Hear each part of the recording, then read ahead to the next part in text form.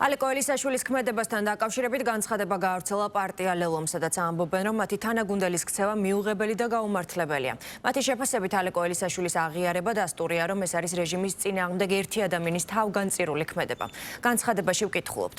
ალეკო ელისაშვილი არაერთხელ გამختარა რეჟიმის მხრიდან უსამართლობისა და ძალადობის მსხვერპლი და მისი აღიარება დასტურია, რომ ეს არის რეჟიმის წინააღმდეგ ერთი ადამიანის თავგანწირული ქმედება. რეჟიმს არ უნდა მივცეთ საშუალება, რომ სისტემური ძალადობითა და უსამართლობით სასოწარკვეთილებამდე მიგვიყვანოს და უარი გვათქმევინოს ტირანიასთან ბრძოლის მშვიდობიან და კანონიერ გზებზე, რაც იყო და იქნება ძლიერი საქართველოს ლელოს ამოსავალი პრინციპი, ნათქვამია განცხადებაში.